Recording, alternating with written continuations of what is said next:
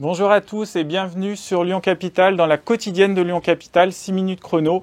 Aujourd'hui, nous recevons Philippe Van Emps, professeur d'épidémiologie aux HCL et au CIRI à Lyon. Bonjour Monsieur Van Emps. Bonjour. Bienvenue sur Lyon Capitale. Merci de m'accueillir. Votre équipe a mené une étude sur le long cours, donc sur une bonne partie de l'année 2021, sur l'impact de la vaccination sur la baisse des hospitalisations donc dans la région Auvergne-Rhône-Alpes. Est-ce que vous pouvez nous expliquer, nous livrer un peu les conclusions importantes de votre étude ? Alors nous avons réanalysé des données de l'ARS, de l'Agence régionale d'hospitalisation, concernant les durées d'hospitalisation, le taux de positivité, le nombre de contaminations dans la région Rhône-Alpes et avons tenté de le lier ou de le corréler au taux de vaccination dans la population. Et ce que l'on a trouvé, c'est que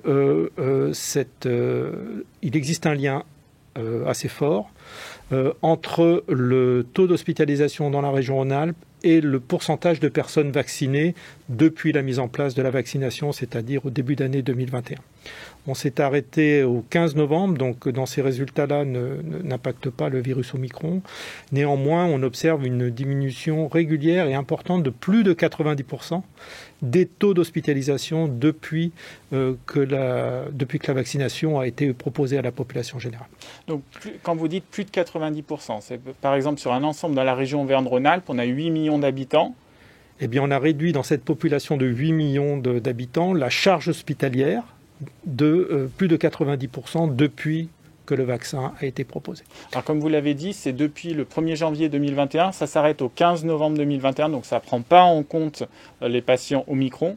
Aujourd'hui, il y en a très peu à l'hôpital, mais ça ne les prend pas en compte les patients Omicron, ça prend vraiment en compte Alpha plus Delta. Voilà, exactement. Mais on doit pondérer nos résultats parce que sur cette période-là, évidemment, d'autres mesures de prévention ont influencé cette courbe épidémique plutôt dans le bon sens, c'est-à-dire la baisse des taux d'hospitalisation, que sont la distanciation sociale, le télétravail, l'hygiène des mains, le port du masque, etc. Donc on ne peut pas attribuer seulement à la vaccination cette baisse des taux d'hospitalisation.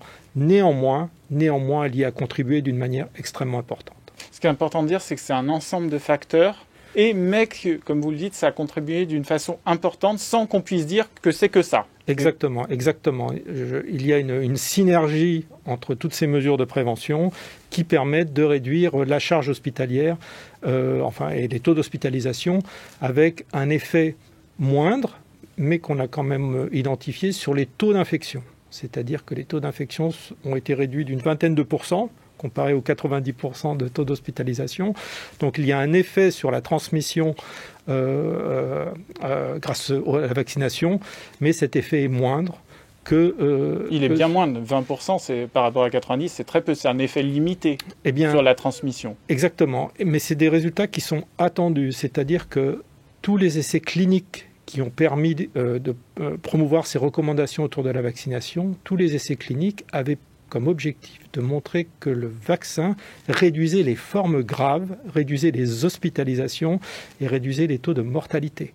En aucun cas, lorsque les essais cliniques ont été développés, l'objectif était de réduire la transmission.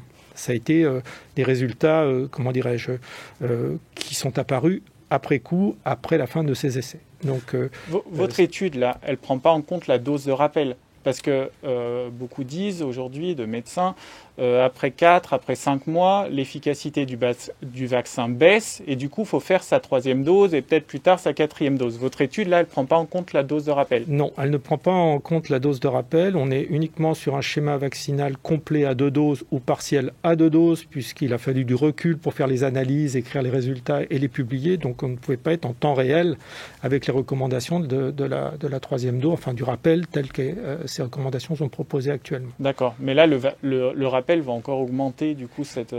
Alors, le rappel réactive la réponse immunitaire d'une manière assez franche.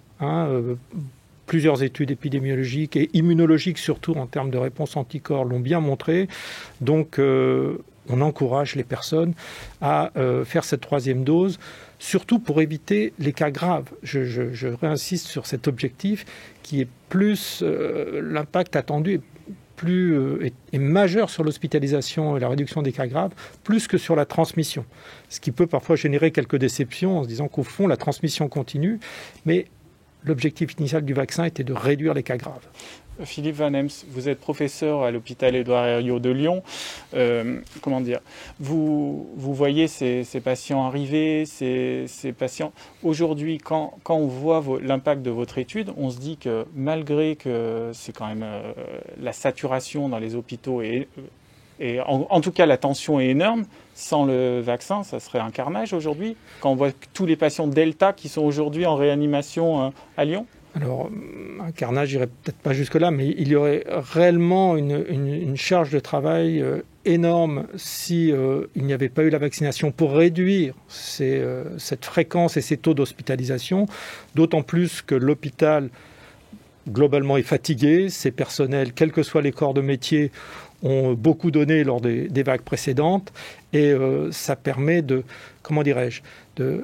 d'amortir un peu la charge de travail et des hospitalisations sur un hôpital déjà bien fatigué.